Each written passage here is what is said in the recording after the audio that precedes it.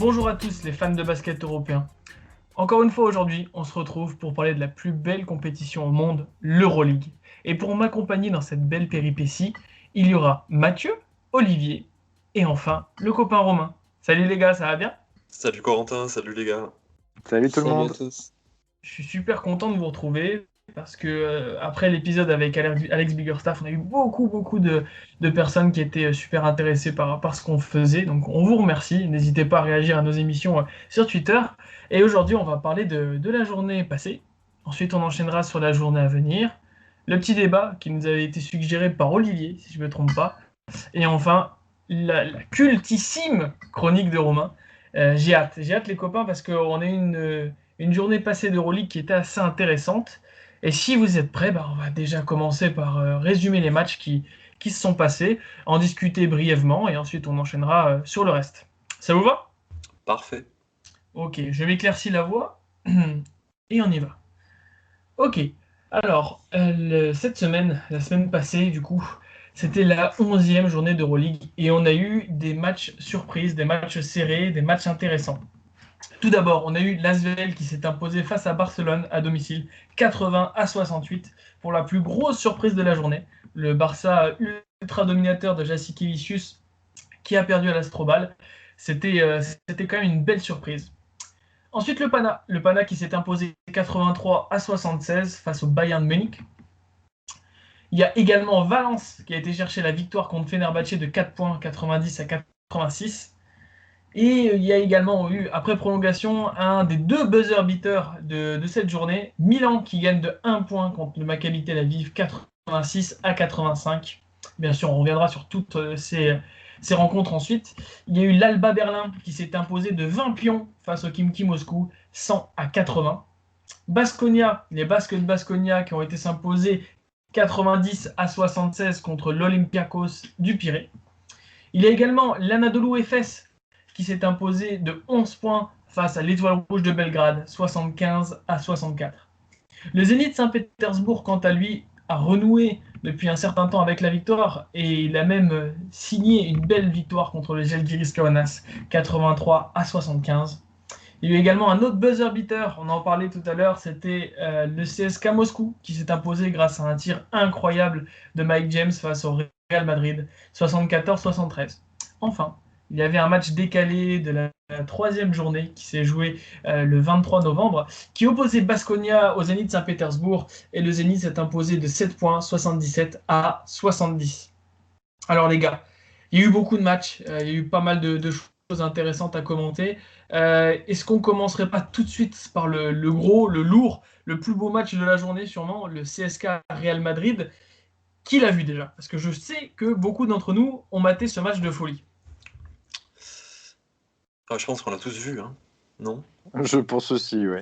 Ouais. Malheureusement, non. Ah mon dieu! La brebis galeuse. Pas encore rattrapé. Ah bah rattrape-le, hein. Ouais. C'est un bon conseil. Une question les gars, est-ce que c'est pas, en termes de scénario, le match le plus cool à regarder depuis le début de la saison d'Euroleague? Pas le meilleur, mais le plus cool à regarder. Comment ça si. cool. Ah carrément, si. Moi Ouais. j'ai trouvé que c'était l'un des plus cool. Déjà sur l'affiche, on avait un peu la sensation d'un match de Final Four avant l'heure, Ouais, tu vois. exactement. Et on a retrouvé, je trouve, un peu cette sensation d'assister à un match de Final Four. Moi c'est vraiment ce que j'ai retenu de ça, en fait. Ouais, par rapport à. Je te rejoins Mathieu, et par rapport à l'intensité défensive en fait. Parce que c'est vrai que si on s'en tient à l'évaluation collective, à la réussite au tir, ce genre de choses-là, bah, évidemment qu'il y a beaucoup de déchets. Mais ce déchet, moi je trouve il est dû à l'intensité qu'ont mis les équipes sur ce match. C'était vraiment très sympa à voir. Ça a aidé dès les 15 premières secondes, quoi. C'était chouette. C'est de l'analyse Ouais, fine, c'était- hein, c'était chouette, hein. Attention, les gars. Waouh. Mais c'est ça qu'on Non, aime, c'est le ressenti, c'est le ressenti. C'est vrai que c'était c'était une assez super intéressant. affiche. Moi, je dirais pas que c'était le plus sympa parce que vous connaissez mon amour pour Mike James et également mon amour pour le Real et le voir crucifier le Real sur un tir juste incroyable, ça m'a fait mal au cœur. Mais voilà, enfin, l'intensité, c'était le maître mot. Hein. J'ai pas compris en fait comment le match s'est emballé à un moment. surtout dans le dernier quart-temps, parce que c'était tellement tendu tout le match que ça m'a fait tout drôle. Mais je pense qu'avant de parler du match en lui-même, il faudrait enfin, spoiler un peu nos auditeurs et parler un peu du buzzer beater de Mike James, qui était assez fou. Shengelia lui pose un écran, il prend un 3 points, il rate, puis rebond offensif, et deux joueurs vont sur lui. Je crois que c'est Deck et Abaldé. Il y en a un qui saute, je crois que c'est Deck. Il se Les deux sautent, décale. hein. Les deux sautent? Les deux Ouais. sautent. Et il envoie une En praline. fait, Et ce qui boum. se passe, James, à partir de 6 minutes 16 avant la fin du match, il n'y a que lui qui marque pour le CSK. Il n'y a pas que lui qui tire, mais il n'y a que lui qui marque. Et donc forcément, il est responsabilisé. C'est Liul qui jouait. Le départ de Campazzo a fait que Liul a plus de temps de jeu, qu'il était plutôt chaud sur ce match et qu'il mettait James en difficulté de l'autre côté du terrain. Mm. Donc il est resté sur le terrain, mais forcément, Sergio Liul, avec toutes les qualités qu'il a, c'est très compliqué de tenir Mike James, bien sûr, hein. Donc James a eu tous les ballons et a pu scorer. Et effectivement, sur ce tir-là, je crois qu'il prend le premier tir, il reste 7 secondes et quelques. Et en fait, c'est Milutinov qui prend un nouveau rebond offensif. Je crois qu'il en prend 4 ou 5 sur le match, des rebonds offensifs. Il la décale sur Hackett. Hackett fait un main-main avec Clyburn. Clyburn fait un main-main avec Mike James qui prend ensuite le tir dans le corner. Et bon, c'est pas tout à fait un buzzer beater puisqu'il reste 2 secondes 5 et qu'il y a à la fin un Ave Maria entre Liu et Tavares sur tout le terrain pour réduire l'écart. Mais je trouve que finalement, cette action-là, avec James qui prend 2 tirs en 5 secondes et le Real qui perd ce match du fait d'un rebond offensif perdu, ça illustre bien ce qui a fait la bascule de ce match, selon moi. Je sais pas ce que vous en pensez. Je suis assez d'accord. Après, je pense aussi que ce qui fait la bascule, c'est justement un joueur comme Mike James. Au-delà du buzzer beater, finalement, bon, sur les 3 dernières journées, il fait 27 points, 25 points, Ouais. et sur celui-ci, il était à 28 points. Et en fait, avoir un joueur un peu élite qui a peur de rien et qui est même prêt parfois à prendre des tirs difficiles pour déverrouiller des situations, c'est quand même un luxe que toutes les équipes n'ont pas. Et du côté du Real Madrid, j'ai pas retrouvé ce joueur-là. D'ailleurs, c'est intéressant parce que moi, je trouvais que le Real était plus fluide collectivement, avec un ballon qui circulait mieux et un système offensif qui était plus en place. Mais ils n'avaient pas forcément la capacité à mettre ces gros tirs que Mike James allait mettre sur du size-up à 3 points et avec opposition. Et finalement, pour moi, c'est ça aussi qui fait la différence. Pour rajouter encore à ça, il y a... comment dire d'ailleurs, c'est mon tic de langage, ça. Effectivement, sur la fluidité du Real Madrid, je te rejoins complètement. On a vu, ils ont essayé de responsabiliser Abalde à la création. Tu voyais des hand-offs qui se jouaient rapidement avec à chaque fois les deux poseurs d'écran, parce qu'ils avaient commencé le match avec Randolph et Tompkins pour pouvoir écarter le jeu par rapport à la superpuissance physique du CSKA Moscou, ce qui était en soi assez intelligent finalement en termes de choix tactiques. Bon, il se trouve que du coup ils se sont fait martyriser dans la raquette. Moi j'ai encore un peu de mal à comprendre les choix tactiques de Pablo Lasso de ne faire débuter Tavares et Liu en début de deuxième quart-temps. C'est peut-être des choix par rapport à la rotation, hein, mais bon, toujours est-il que faire Je pense que rentrer... c'est de les Oui. responsabiliser pour faire rentrer surtout Abalde dans le système le plus rapidement possible. Oui, mais ça justifie pas le fait que Tavares soit sur le banc, tu vois. Ah ouais, oui, clairement. Après, oui, par rapport à Carroll, Liu, etc., Taylor, ça je comprends tout à fait, mais le Real, là, sur ce match, s'est vraiment fait déboîter au rebond, hein.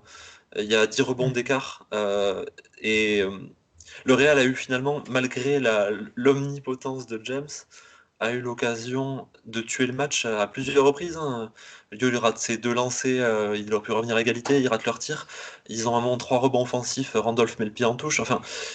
Ils ont eu toutes les occasions de le faire, mais ils permettent, du fait de lacunes au rebond et du fait d'une incapacité à clôturer le match, euh, ils laissent le CSKA en possibilité de le tuer. Et c'est là que je voulais rejoindre Mathieu.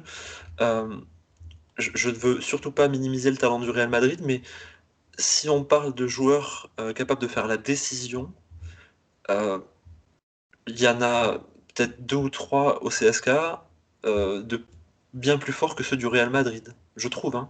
Quand tu prends Mike James, Toko Shengelia, il a été incroyable, hein, Shengelia. Clyburn et même Milutinov, qui est en train de revenir petit à petit, sur cette saison-là, maintenant que Campazzo est parti, je vois pas de joueur à Madrid qui soit autant capable de faire la décision. On en parlait en off la dernière fois avec Mathieu. Exactement. Et c'est vrai qu'il y en a un qui pouvait, il y a quelques années, c'était Sergio Llull. Tout à Et fait. là c'est plus plus le le cas. cas. Et On est tout à fait d'accord. Ça me fait mal au cœur. Et là, ils ont un souci parce que le départ de Campazzo va obliger Llull forcément à prendre plus de responsabilités sur le playmaking et donc devoir faire tourner l'effectif parce que la Provitola est bon, mais ça reste un niveau backup. À Lausanne, il est encore très jeune, il faut qu'il se développe. Et Campazzo, c'est un mec qui facilitait le travail à tout le monde et lui n'existe plus. Et techniquement, c'est peut-être Llull qui est le plus à même d'apporter quelque chose de similaire. Je pense qu'il y a des joueurs qui vont un peu le subir et je pense notamment à Tavares qui se régalait finalement sur pick and roll grâce à un Campazzo. C'est pas un joueur offensif, mais il arrivait à se mettre en avant justement en attaque parce qu'il avait un facilitateur derrière lui et cette facilité, il va plus l'avoir pour lui servir les ballons dans la peinture. Ouais. Et moi, après, j'arrêterai de parler du Real parce que je vais laisser la parole un peu aux autres, mais on a pas mal lu la question du besoin pour le Real de rajouter un créateur. Pour moi, le Real aura besoin de rajouter un pivot, en fait, mais un pivot qui soit capable de faire des choses différentes de Tavares. Beaucoup plus que de rajouter un meneur de jeu ou un créateur, parce que finalement, je crois que des Abalde, Dek, Diouy seront capables d'apporter d'une certaine manière une forme de création. Par contre, Tompkins, qui est un joueur que j'apprécie énormément, a joué donc sur ce poste de simili-pivot tout le match, et même s'il a été très bon offensivement, défensivement, il a dégusté comme rarement. Ouais. C'est clair. Mais tu verrais type un profil de genre Greg Monroe pour L'Oréal? Non, plutôt Vincent Poirier. Ah d'accord, ok. Bah Vincent, si tu nous entends. C'est-à-dire un joueur qui n'a pas besoin du ballon, mais qui est capable de jouer verticalement, de pouvoir prendre des petits backdoors pour aller claquer un dunk en montant très rapidement, ce que peut pas faire Tavares par exemple, qui peut défendre en edge, donc en sortant un petit peu parce que Tavares ne peut défendre qu'en drop, donc en restant en retrait dans la raquette. Vincent Poirier proposerait ce profil-là, en tout cas, moi j'adorerais, mais ce profil-là permettrait d'avoir défensivement plus de versatilité et offensivement de pouvoir proposer autre chose qu'uniquement du pick and roll, même si Tavares le fait à un niveau élite. Oui. Ok. Je pense qu'on a fait un peu le tour pour ce match-là. Si vous avez des trucs à ajouter, c'est maintenant. Non, on en a beaucoup parlé déjà. Ok. Donc c'était le match qu'on attendait et il a tenu toutes ses promesses. Je voudrais également parler des 2 victoires de suite du Zénith Saint-Pétersbourg. Mathieu m'en parlait. Le Zénith, il faudra compter avec eux cette année. Je sais pas ce que vous en pensez. Il faudra compter avec eux, ouais, Pardon. oui. Ils sont bien lancés. Je pense que sur le débat, on aura l'occasion aussi de reparler d'eux et je garderai quelques mots pour eux plus tard. Mais c'est clair que le Zénith fait un bon début de saison et il marque des points. Et c'est très important, d'autant plus que c'est une équipe qui avait beaucoup de matchs de retard parce qu'ils ont eu des matchs de reportés, donc plus de repos. Et ils ont bien rentabilisé la période puisqu'ils ont pris pas mal de matchs. Effectivement. Et Romain, toi, tu as pu voir le Zénith cette semaine? Alors, pas forcément cette semaine, mais je les ai déjà pas mal vus. Et on a là une équipe qui est dans la catégorie poil à gratter. Xavi Pascual gère très bien un effectif où il n'y a pas d'énormes stars, où c'est plus des gros travailleurs. Et c'est très agréable parce que du coup, ça passe bien à l'écran. On voit ce sens du sacrifice. Moi, il y a un joueur qui résume un petit peu ça. Enfin, il y en a même deux. C'est Gudaitis et Ponitka. Ponitka, il est polonais, mais si j'ai un surnom à lui donner, c'est le couteau suisse. Il va pas marquer 20 points, il va pas prendre 70 rebonds, mais il est capable de tout faire et il noircit la feuille. Il y a toutes les catégories à un moment donné où il y a un truc dedans. Et il est juste énorme. Gudaitis, je l'avais vu contre c'était quelle équipe, je ne sais plus, où sa mission c'était uniquement de pourrir l'intérieur adverse. Il le fait très bien. Il est dans son rôle. Il profite après de tout le travail que fait Kevin Pangos. Et Kevin Pangos, Il est en train de revivre au Zénith. Et puis à côté de ça, il y a quand même deux, trois joueurs pas trop mal avec du basket plein les mains. Will Thomas, Billy Baron. Billy Baron, si vous connaissez pas, foncez voir les images. Hein. C'est un Billy sniper. Bang Bang Baron. Ah ouais, il y en a pas beaucoup des comme lui, c'est très propre. Et puis voilà, il y a Austin Hollins aussi de temps en temps. Donc voilà, c'est une équipe qui est poil à gratter et ça leur va très bien et on en profite. Donc voilà, équipe très sympa. C'est une équipe construite parfaitement avec des joueurs de rôle très spécifiques, quoi. C'est Xavi Pascual qui est un mec qui pourtant est un vrai tacticien et est capable de mettre des choses assez complexes finalement en place collectivement. Bah là, basique, hein, un meneur gestionnaire, deux pivots qui peuvent faire du pick and roll, un energizer avec Poitras, des shooters dans tous les sens parce qu'on a oublié de citer Casey Rivers. Oh, Il faut en parler au Barça à la deuxième journée de Casey Rivers, ils vont s'en rappeler, hein, je pense. plus belle coupe de Euh, cheveux de l'Euroleague en plus. mais ouais, moi je vous rejoins. Cette équipe, euh, je pense que leur niveau plancher, donc ce que je vous disais hors ligne, leur niveau plancher est très proche de leur niveau plafond. Donc je pense qu'on a peut-être vu quasiment le meilleur de ce qu'on a pu voir pour le Zénith, mais par contre, ils vont jamais avoir un niveau de performance plus bas que ça. Et finalement, ce que vous disiez très bien, ils ont une profondeur qui leur un niveau de performance permet aussi d'assurer une performance minimale. C'est ce qui est vachement intéressant. Et le match, je pense, auquel tu penses, Romain, c'était le match contre l'Alba Berlin, où il se colle à la Meurs, puis à Sigma. Il provoque 10 fautes sur tir, donc il a 10 lancers à tirer, et il finit, je crois, avec 16 points et 24 dévals, quelque chose comme ça. Ouais, il y a celui-là et puis il y a Lasvel aussi où il avait pour mission de dégager Fall de la peinture, où ça Ouais. s'est bien frotté aussi. Ouais, ouais. Il est très bon et il est très costaud et il est finalement, enfin, c'est un pivot lituanien quoi. Très technique et très complet, il est très intelligent. Ok, bah, je pense que c'est assez complet sur cette équipe qu'il faudra suivre. On devra compter avec eux cette saison. Sans plus tarder, on va passer au match que je n'ai pas vu, que je dois voir et je n'ai pas trouvé le temps. Le Milan contre le Maccabi Tel Aviv. Alors, l'Olympia Milano qui gagne au buzzer sur un shoot de Malcolm Delaney. Est-ce que quelqu'un a vu le match? Oh que oui. Je t'écoute. Alors, que dire? Que dire? Il y a énormément de choses sur ce match. Alors pour moi, c'était un petit peu le. Comment dire? C'est pas un match qui tactiquement restera dans les annales. En revanche, c'est un match qui, en termes de scénario sur le dernier quart-temps, c'est un pur régal. Vraiment. Euh, j'ai l'impression, vous me direz ce que vous en pensez, que c'est plus le Maccabi qui perd le match que Milan qui le gagne réellement. Dans le sens où on avait un joueur que j'appréciais bien au Maccabi, moi, qui est Elijah Bryant, qui était chaud comme la braise sur l'ensemble du match.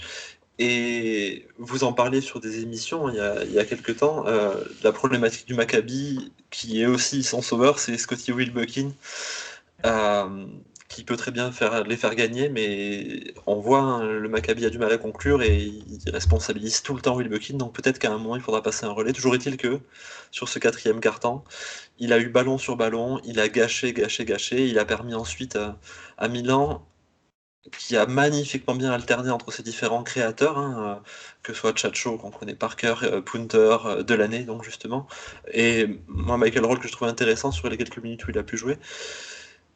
Et eux, ils ont réussi justement à fournir cette alternance pour mettre en difficulté la défense du Maccabi et pouvoir conclure quand il fallait conclure, quoi. Donc, bon, voilà, le Maccabi, je suis quand même assez inquiet pour le moment. Le match est bien pour le suspense, mais c'est pas un match que je ne re-regarderai, en ce qui me concerne en tout cas. Comme ça, c'est dit. Mais c'est fou, mais alors je suis un des seuls avec Adrien, enfin comment il s'appelle, Mathieu aussi. Mathieu est fan, enfin pas fan, mais on supporte Milan parce que c'est un club qu'on aime beaucoup, qu'on aimerait bien avoir au top. Mais c'est pas le plus beau jeu proposé en Euroleague ou en Lega A basket. Hein. Honnêtement, c'est Pour le moment, c'est brouillon. ouais, c'est le mot. Et ouais, c'est compliqué. Il y a certains passages de Putner et de l'année qui m'énervent un peu pour le coup, mais sinon ouais, c'est pas top top à regarder. Ok, ok. Est-ce que vous aviez d'autres choses à dire sur ce match, les gars, ou on peut passer à la suite? Juste que vous Enchaînons. avez 2 des 4 équipes avec le moins de passes décisives enfin, quand on regarde le classement des stats par équipe, il y a ces 2 des 4 équipes qui ont le pire ratio de passes en fait. Et, Donc, euh, bon. et d'autant plus pour vraiment ajouter à ce que tu dis, Romain, le Maccabi, donc c'est quasiment que de l'ISO, hein, avec un pic central. euh, les passes décisives qu'il peut y avoir, parfois, elles sont aussi, elles deviennent décisives du fait du talent du mec qui shoot, hein. Parce que les Dorsey et Bryan, des fois, te rendent des shoots sur des passes de Will Buckley un peu à l'arrache en dernière seconde, ou Chris Johnson d'ailleurs. Bon, c'est de la passe décisive à la Alex Fed, quoi, parfois.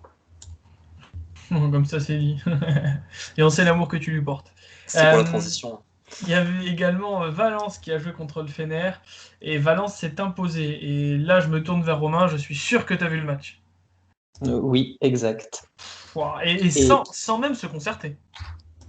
exactement. Et quel match parce que du coup, alors ça sera retrouvé du côté de QBasket dans les débriefs que je fais avec l'ami Olivier, mais j'ai remarqué un truc, c'est que sans Nando De Colo et dans une équipe qui est très mal en point, et ben, le Fenerbahçe, en termes d'évaluation, ils font leur meilleur match de la saison.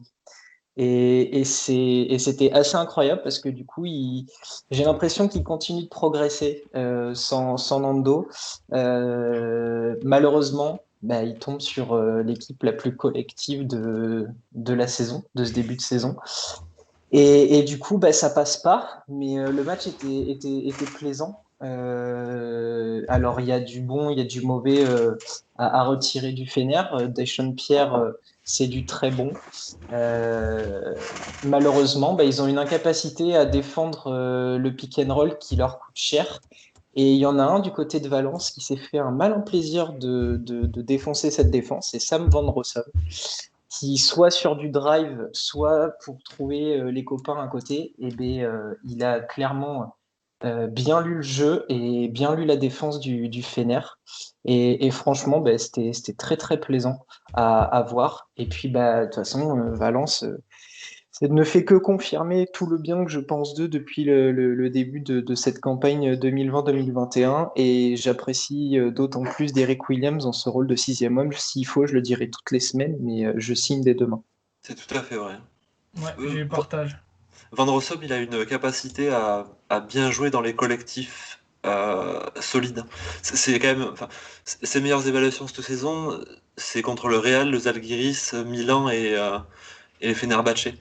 Ça montre quand même un QI basket élite, vraiment élite.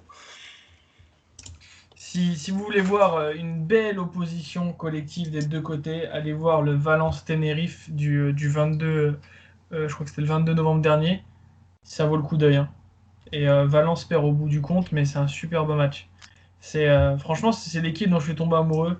Williams, le voir sortir du banc et dans ce rôle-là tu mets le feu, tu fais du déchet ou tu ressors, mais par contre, il excelle et ça fait du bien. Ça fait du bien parce que c'était un mec, on savait pas où le placer, on savait pas comment l'utiliser parfois. Et là, il est nickel dans ce rôle-là. Top Valence. Et le coach a tellement de choix et de combinaisons possibles. Prepelic, ça faisait 2-3 matchs qu'il était dans le 5 majeur. Finalement, là, il sort du banc et puis il fait du Prepelic avec 13 points. On a Hermanson qui trouve toujours le moyen d'être utile. Je sais pas, il y a des combinaisons partout. C'est ultra intéressant. Et puis bah, là, on a le contraste avec le match d'avant contre Milan et le Maccabi. C'est que là, les deux équipes sont à plus de 20 passes décisives. Le Fener en est à 24 et Valence en est à 23. Donc c'est vraiment voilà, du basket comme on aime. Et, et voilà, Valence, définitivement, c'est le feuilleton de la saison. C'est pas le feuilleton de l'été, mais le coach Ponsarno mérite toutes les louanges. Il régale. Est-ce qu'on n'enchaînerait pas sur le prochain match?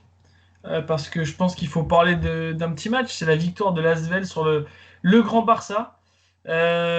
J'hésite. J'aimerais me tourner vers Mathieu, mais je sais que ça va lui faire mal au cœur. Malgré tout, voilà. Si on prend un peu de recul, Mathieu, c'est digéré ou pas encore? Non, je la prends vraiment comme un bon résultat. Je suis content. Je suis content pour l'Asvel et je suis content pour le Barça.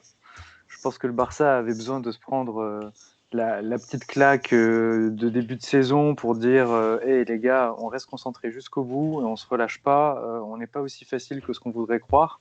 Parce que typiquement, une équipe qui débute aussi bien la compétition, c'est un coup à se faire piéger en play-off et à se faire sortir de manière surprise. Donc c'est bien des fois d'avoir voilà, ce petit rappel, cette petite piqûre de rappel pour se remettre les idées en place. Et puis pour l'Asvel, ça reste une victoire sur laquelle capitaliser et c'est excellent pour le moral. Ouais, de fou, j'ai le même avis. J'ai le même avis, et puis c'était impressionnant l'intensité physique mise par l'Asvel et ces shoots qui rentrent alors qu'ils ne rentraient pas avant. Je crois que le Barça n'a mené que sur le premier quart-temps, je crois que c'était de 2 points, un truc dans le genre, et tout le reste du match, ils se sont fait manger, quoi. Que ce soit le gamin Bako, il m'a choqué, que ce soit David Lighty, j'ai l'impression que le mec, c'est Benjamin Button. Franchement, c'était un top match. Alors pour ma part, c'était le seul match que j'ai vu de la part enfin de l'Asvel en Euroleague. Et ça m'a fait du bien de les voir comme ça. Seul petit regret, c'est que j'aimerais davantage voir Paul Lacombe. C'est un peu mon coup de cœur depuis quelques années. Et j'ai hâte de voir tout au long de la saison ce qu'il va donner en Euroleague. Parce que bon, voilà, il faudrait que je me replonge dans les matchs de polo. Euh, Est-ce que quelqu'un d'autre l'a vu? Parce que c'était quand même un exploit et une super nouvelle pour l'Asvel. Olivier, est-ce que tu as pu voir le match ou pas? Ouais, je l'ai vu. Euh, je retiendrai vraiment le résultat, le bilan comptable hein, pour l'Asvel, c'est très positif. Ça va les mettre un petit peu en confiance, j'espère pas trop non plus, parce que forcément, il y a eu énormément de louanges, mais je pense que du côté villeurbanais comme du côté catalan, il faut prendre ce match avec des pincettes, hein. Avec tout le respect que j'ai pour l'Asvel, ils sortiront pas 4 ou 5 matchs cette saison à 61% à 3 points. Euh, et du côté du Barça, ils sortiront pas ne serait-ce que 3 matchs à 73 d'évaluation collective, avec 8 tirs. Enfin, si on prend les stats, hein, le Barça, c'est le match où ils sont le plus maladroit à 2 points, le plus maladroit à 3 points en prenant le moins de tirs depuis le début de la saison. C'est le match où ils font le moins de passes décisives, et avec l'évaluation collective la plus faible. Donc, Et juste pour ajouter, c'est le premier match où il y a Artem Pustovi titulaire. ah ouais, j'avais zappé ça. Et c'est le match où ils scorent le moins de points, et c'est le deuxième match où ils prennent le plus de points. Donc, bien sûr qu'il y a des choses à mettre au crédit de Lasvel, mais selon moi, c'est surtout le Barça qui a fait preuve de suffisance. Voilà, pas de prétention, mais d'un peu de suffisance, et qui a permis à Lasvel de rentrer dans son match et de ne jamais perdre le contrôle. Et ça, c'est tout à leur honneur en revanche. Mais je plains le prochain adversaire du Barça, qui sera le Zalgiris à Ouf, ouais. Kaunas. À Kaunas, donc c'est le retour de Saras là-bas. Une équipe moribonde face au meilleur collectif de la saison et leur ancien coach. J'ai peur que ce soit une boucherie. Ouais, il va être colère. Ça va être un match à suivre en tout cas. D'ailleurs, comme un peu tous les matchs du Žalgiris, je trouve que c'est une équipe qui est super intéressante et plaisante à voir jouer. Romain, est-ce que tu aurais pu regarder des matchs qui nous auraient, on va dire, passé sous le nez? Ouais, j'en ai vu trois autres dont on n'a pas trop parlé. Alors je vais faire un petit peu un zapping pour pas qu'on perde trop de temps. J'ai vu l'Étoile Rouge contre l'Anadolu. Super performance d'Adrien Moerman.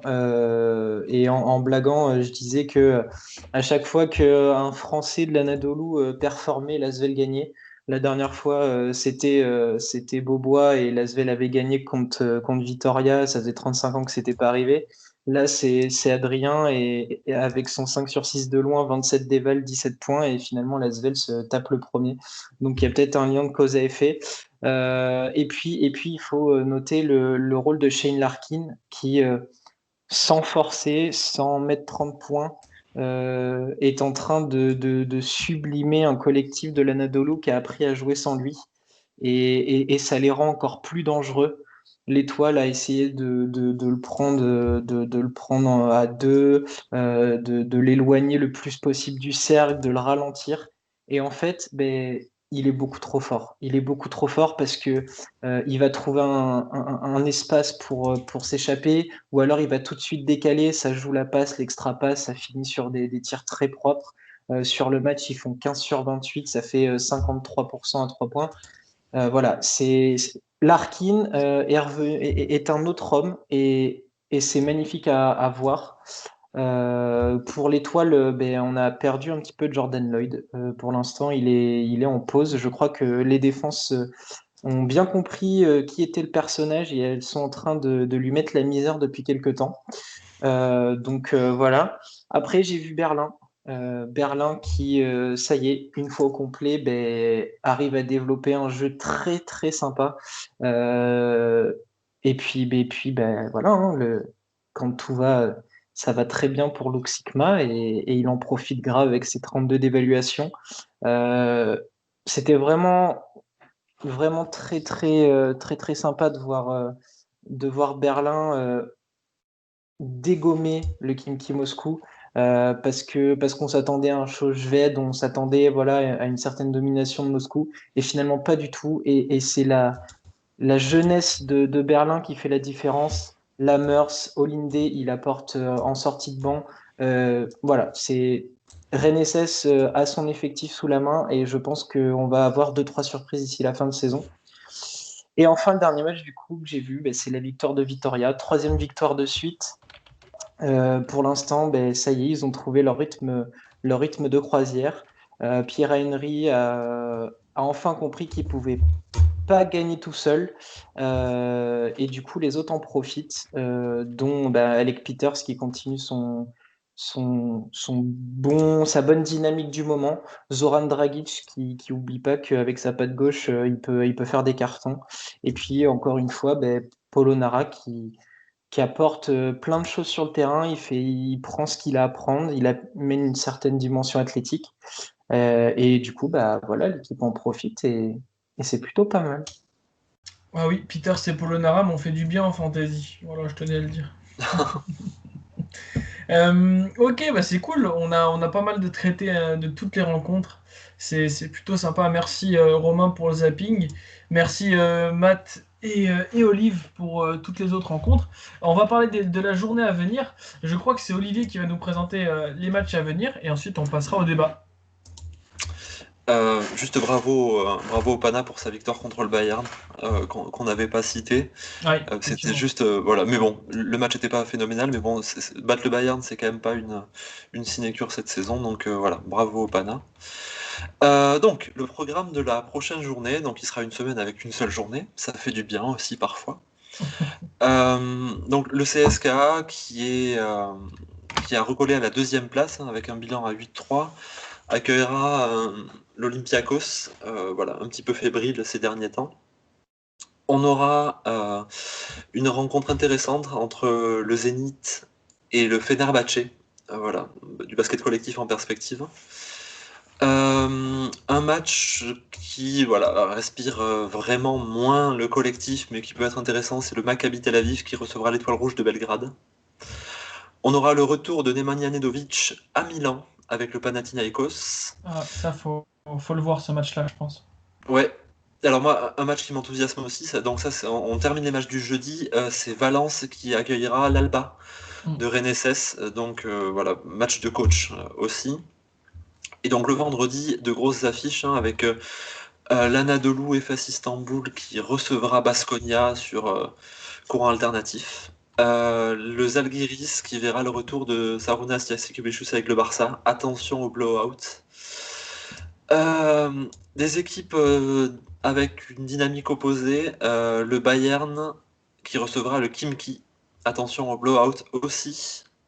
Et enfin, après avoir rencontré le Barça, l'Asvel se déplacera à Madrid. Madrid blessé par sa défaite contre le CSKA. Donc attention au blowout. Voilà, encore une fois.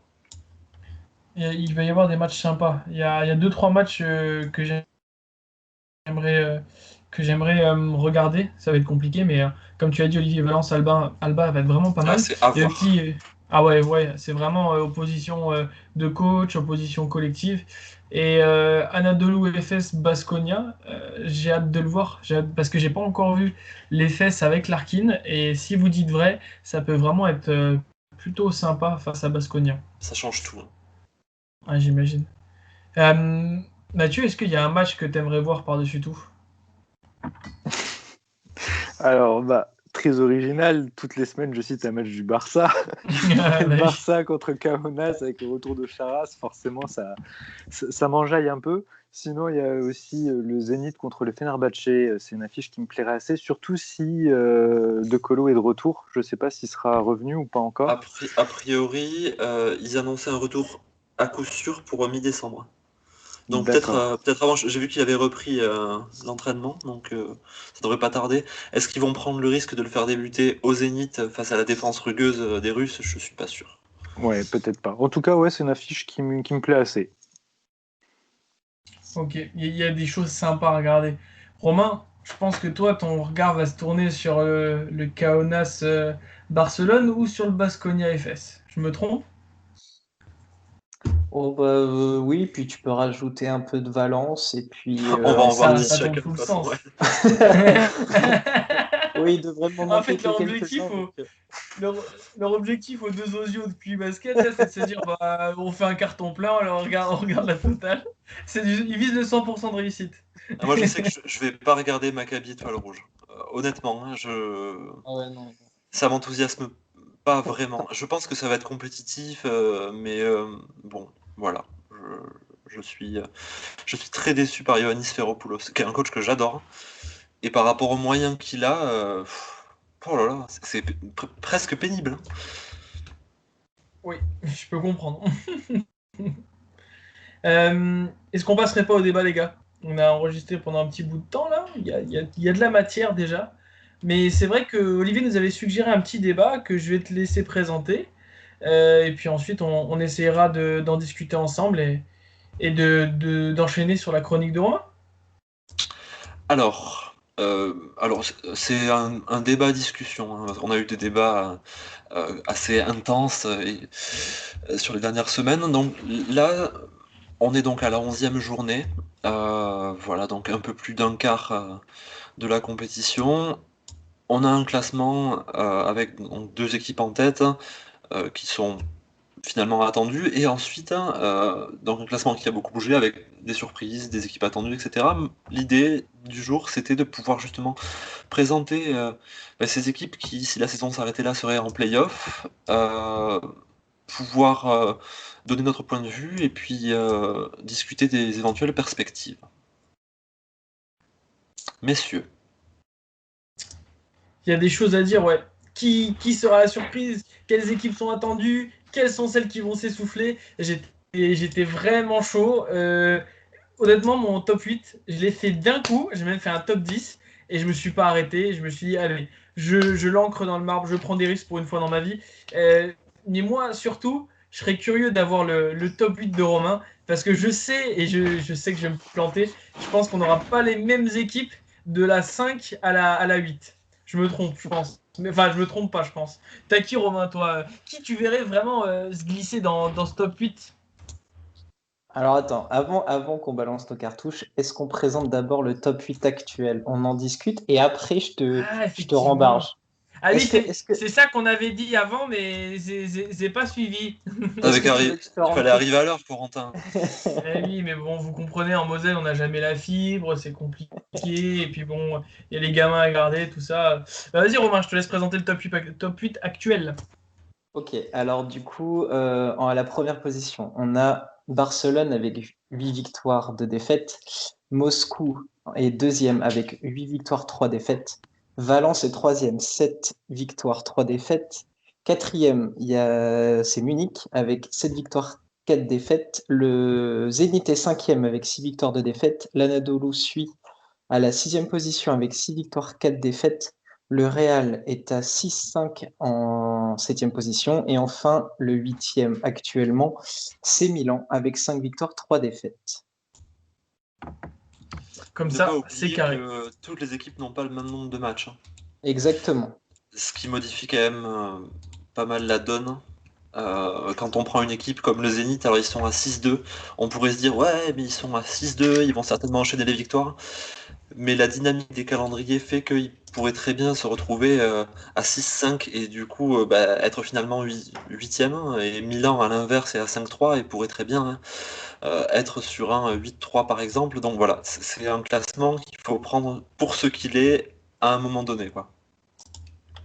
Merci de la précision. Mais je vous en prie, mais je vous en prie. C'est vrai que ça va changer pas mal. Euh, est-ce que vous avez des équipes surprises? Je m'étais adressé à Romain et du coup je vais enchaîner sur lui. Est-ce que tu as des équipes que tu vois surprendre et se glisser dans ce top 8? Alors, ben déjà, moi, il y en a une qui me fait plaisir et je vais être très catégorique là-dessus. Je pense que Valence devrait pas bouger de ce top 8. Voire même, j'ai envie déjà maintenant de signer pour un top 5 assuré. Je m'avance, hein, il y a Oh, plein de choses qui peuvent se passer, mais pour moi, Valence, au-delà d'être une simple surprise, euh, ils vont rester dans ce top 5. Voilà, je vais les mettre top 5 maximum. Ensuite, en termes de vraies surprises, je pense pas qu'il y ait d'énormes surprises. Je vois mal le Zalgiris revenir dans la danse parce que ils sont assez limités. Euh, Après, tout à l'heure en off, je vous disais Berlin, mais c'était une énorme boutade. Par contre, il y a des équipes en ce moment qui sont dans de mauvaises dynamiques, mais que je vois remonter. Donc, c'est le cas du Fenerbahçe, qui est actuellement 13e avec 4 victoires, 7 défaites. Pour moi, le Fenerbahçe a beaucoup trop de talent, que ce soit dans l'effectif, sur le banc, et une marge de progression trop énorme pour rater les playoffs. Je vais ah ouais. peut-être me tromper. D'autant qu'ils ont déjà joué Valence, Madrid, Barcelone, le Maccabi, le Bayern, et l'Anadolu, le CSK. Oh Voilà. vache, bah, moi je me suis emballé, je l'ai même pas mis dans mon top 10 le Fener. Pour moi, ils peuvent y remonter dans ce top 8. Si tu prends les 7 prochains matchs du Fener, donc avec le retour de Nando, ils vont jouer le Zénith, l'Alba, bon, Milan, le Zalgiris, Olympiakos, Asvel, l'Étoile Rouge, Baskonia, Panathinaikos. Il y a Donc moyen que des qu'ils en prennent équipes qui sont quelques-uns, censées ouais. être moins fortes, Hmm. a priori, enfin moins fortes, quasiment moins fortes. Donc vraiment, moi je te rejoins Romain. Moi je les vois remonter, intégrer le top 8 et finalement finir à une place à laquelle on les imaginait, à savoir entre 4 et 7 quoi, vraisemblablement. Bah, tout à l'heure, on livrera nos top Oui, 8, mais je te dans ces rejoins et eaux-là, quoi. ça se confirmera. Ouais. Et après, du coup, c'est pas une autre surprise, c'est plus confirmer ce qu'on avait dit lors d'un des premiers débats qu'on a eu. C'est moi, je vois l'Olympiakos être dans ce top 8. Pour l'instant, ils sont juste 9e avec 5 victoires, 4 défaites, donc ils sont pas très loin.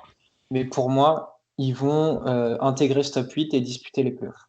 Voilà, donc j'ai pas de réelle Ok. surprise, mais juste deux équipes que je vois réintégrer ce top 8 parce qu'ils ont beaucoup trop de talent, beaucoup trop d'expérience pour y aller. Après, parce que c'est mon côté un peu fan et puis parce que ce sera un énorme gâchis, si Victoria pouvait être dans la course, je dirais pas non. Voilà. Ah, ouais, on imagine. Ouais, c'est intéressant ce que tu nous dis parce que je me rends compte que ouais, l'Olympiakos, on en parlait en début de saison, je les voyais intégrer le top 8 à l'arrache, genre 8e. Je les ai mis un peu en dessous. Aller voir jouer, c'est vraiment compliqué quoi. C'est vrai qu'à l'expérience, ils gagneront quelques matchs, mais avec le recul, je les vois vraiment juste en dessous, mais absolument pas taper le top 8. Mathieu, tu vois une équipe grecque toi dans ce top 8? Ah là là, je me suis longtemps creusé la tête. J'hésitais entre Milan, Valencia et le club de l'Olympiakos. Et j'avais deux places alors distribuées pour trois équipes finalement, et j'ai pas réussi à garder l'Olympiakos. Valencia, je pense qu'ils ont quand même montré une qualité collective qui sera difficile à battre, même si je les vois avoir quand même un coup de mou et redescendre au classement. Je les ai mis 8e. Quant à Milan, je leur donne le bénéfice du doute parce que j'aimais beaucoup le roster et le recrutement effectué cette année. Et je pense que c'est une équipe qui va faire une saison en mode diesel. Donc, ils ont commencé doucement, mais ils vont monter en puissance. Donc, j'ai pas de club grec, moi, dans mon classement. Comme ça, Ouais, c'est Club dit. Greg. Ouais. Olivier, t'as pas non plus l'Olympiakos? Ou tu les vois Non, toujours non, l'Olympiakos, alors moi le Pana je les voyais un petit peu out, on en avait discuté. L'Olympiakos, en début de saison, je les voyais huitième, parce que je pensais que les joueurs expérimentés allaient arriver à prendre la responsabilité. Il se trouve que les matchs où ils ont pu bien jouer, c'est pas forcément les joueurs expérimentés qui avaient pris leur responsabilité, mais plus les impact players. De Mhm. fait, dans les moments où il va falloir, comment dire, poser les couilles sur la table, Mhm. je Merci de parler pense, français. ouais, je pense que ça risque d'être compliqué pour l'Olympiakos. Euh, j'ai repris un peu leur calendrier, et puis moi je les vois même un peu loin du top 8 finalement. Dans mon classement de début de saison, je voyais Valence 9e et l'Olympiakos 8e. Il faut se rendre à l'évidence, Valence ils seront bien mieux que 9e, et donc c'est l'Olympiakos qui sort de mon top 8. Ok.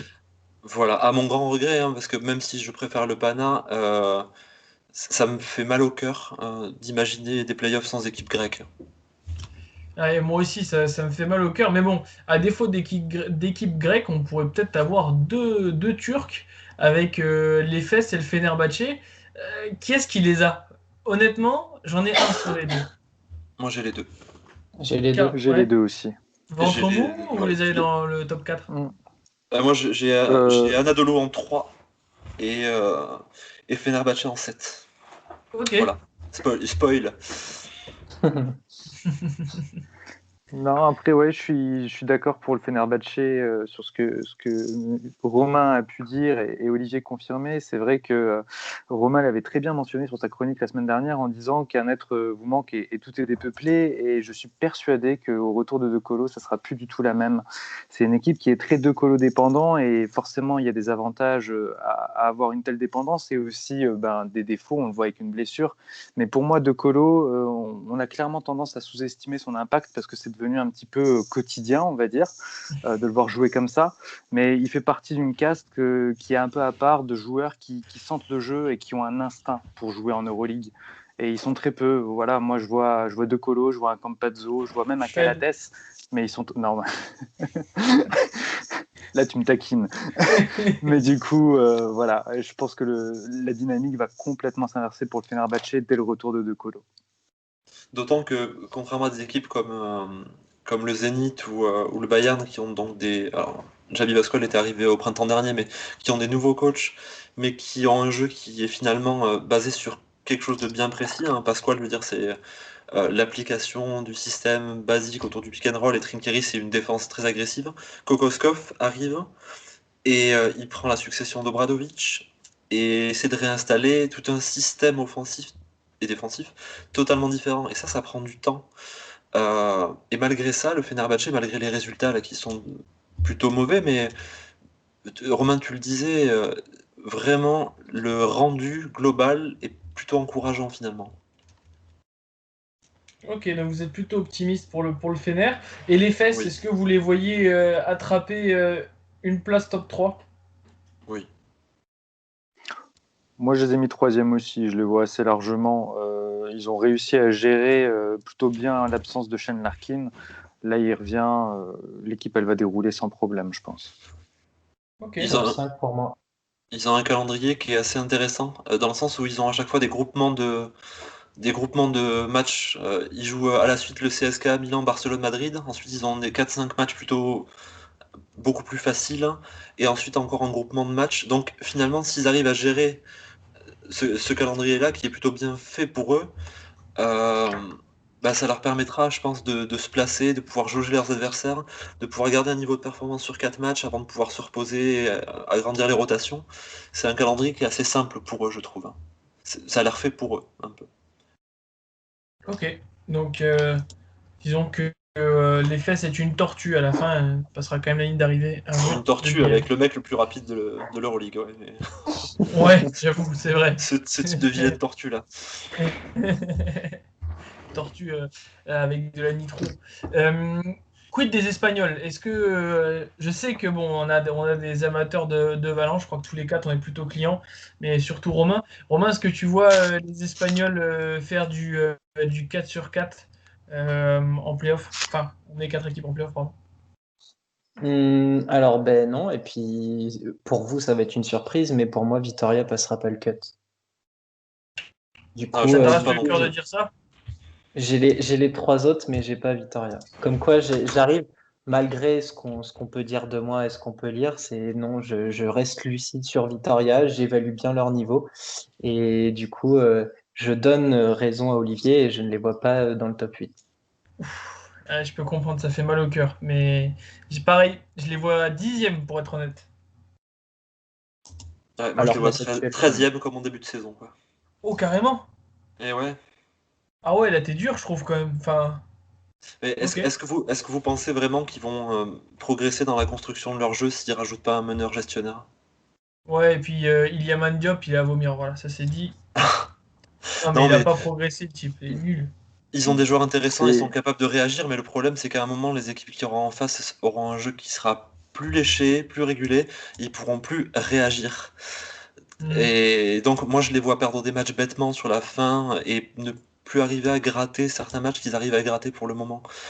Ils sont trop irréguliers, c'est trop fluctuant, ils sont trop dépendants de la performance de deux ou trois joueurs. Ça fait mal au cœur, hein. Ça fait mal au cœur. Je trouve aussi. Et la question qu'on attend tous, est-ce que Milan est de retour en playoff? Oui. Moi, je les ai mis. C'est bon ça. c'est là où on se fâche, Corentin, ou... Ouais, bah écoute, moi j'ai pas mis Baskonia, j'ai pas mis Valence, j'ai pas mis. Ah, mais non, l'étoile rouge, t'aimes bien. Pour moi, ils sont hors du top 8. Ouf. Pas Des loin, arguments mais ils maintenant, sont pas monsieur, des arguments.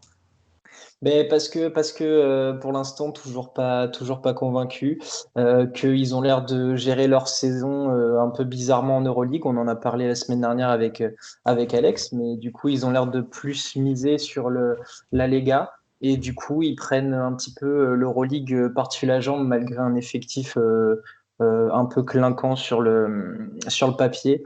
Le jeu est assez pauvre. Et ils s'en remettent souvent à leurs individualités. Merci Kevin Punter d'être revenu parce que sinon les trois derniers matchs compliqués. Ouais, complètement. Voilà. Donc pour moi, Milan, s'ils se réveillent pas et s'ils prennent pas, alors enfin, voilà, c'est toute proportion gardée, mais s'ils prennent pas au sérieux l'Euroleague, ils viendront pas au top 8. Et si ce que nous disait Alex la semaine dernière se confirme, c'est-à-dire que pour eux, l'Euroleague cette saison, c'est pas la priorité des priorités, eh ben, ils peuvent se faire têche du top 8.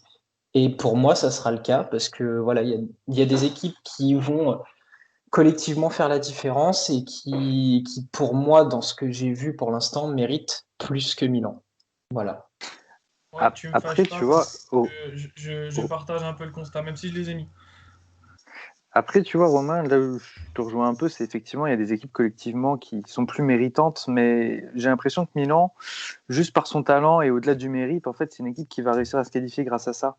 Là, j'ai pas vu une belle équipe de Milan jouer pour le moment. Ils ont un bilan positif à 5-3, ils sont tout juste 8e. Ils avaient des blessures, en plus ils avaient des absents au début de saison.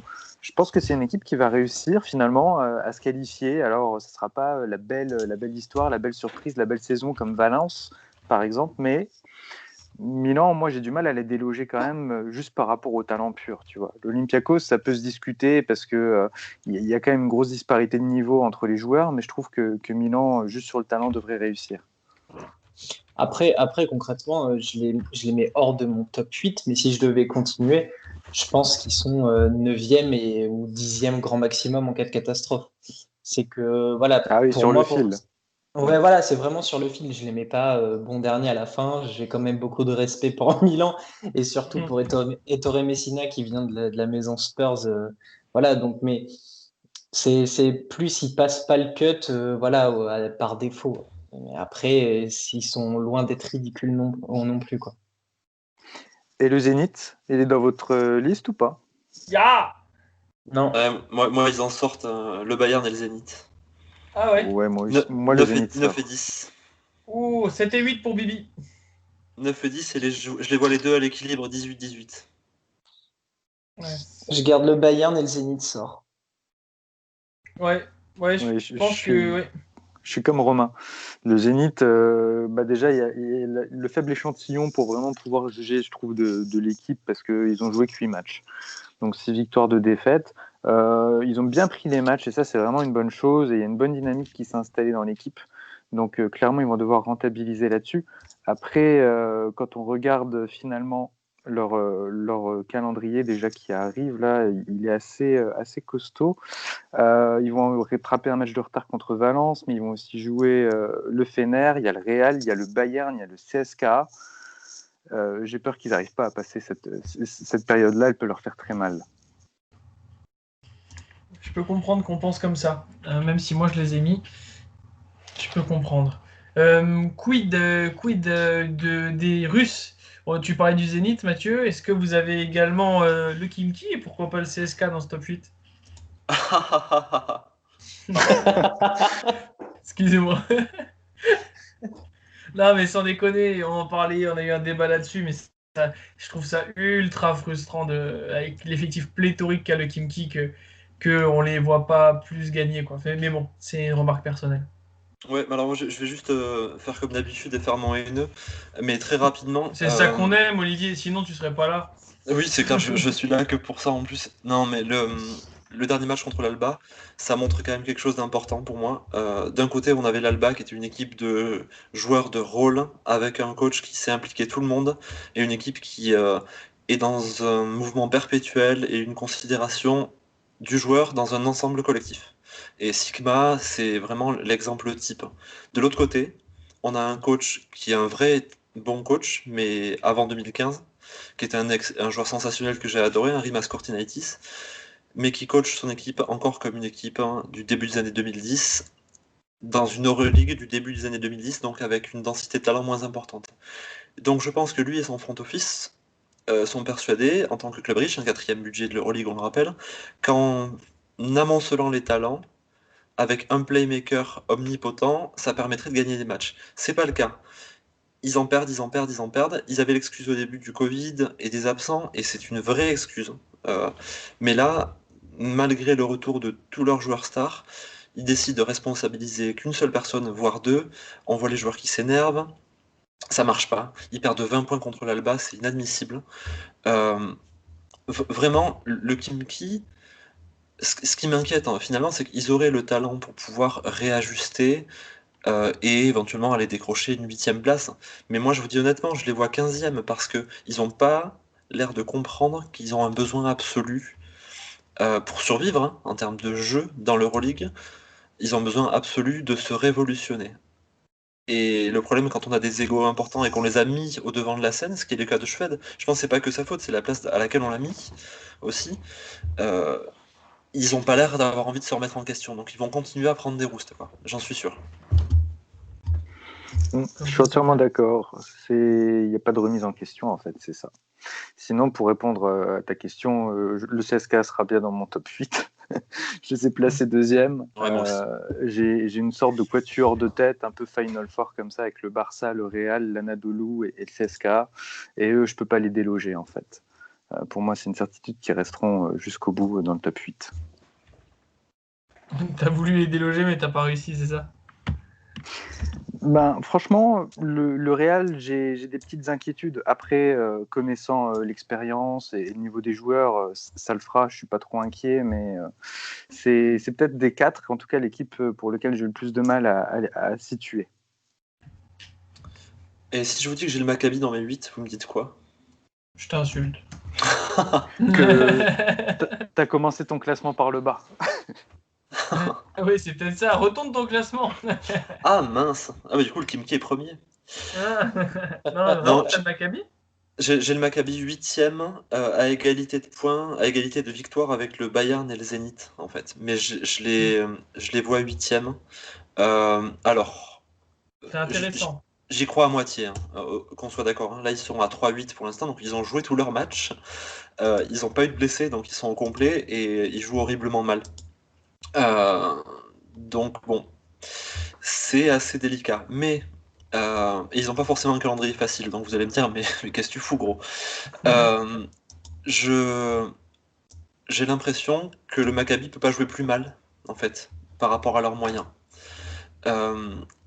Et même si c'est pas une équipe que j'apprécie forcément, l'an dernier, ils proposaient un basket assez intéressant, et l'équipe est intrinsèquement plus forte que la saison dernière. Je comprends pas leur obstination à vouloir absolument intégrer Dragan Bender, mais une fois qu'ils auront compris qu'il faut pas qu'ils l'utilisent forcément, et qu'ils iront chercher quelqu'un d'autre, parce qu'ils iront chercher quelqu'un d'autre, il n'y a pas de doute, qui s'inscrira davantage dans un collectif, je pense que ça peut redresser la barre. Alors je pense que ça ira péniblement en playoff, que ça se fera sortir illico presto en playoff aussi, mais je pense qu'ils iront. Voilà, selon moi. En fait, je vois leur niveau plancher, pour reprendre toujours cette expression-là, je vois leur niveau plancher quasiment au niveau de plafond du Bayern et du Zénith, finalement. Ils peuvent pas se saborder toute la saison, selon moi.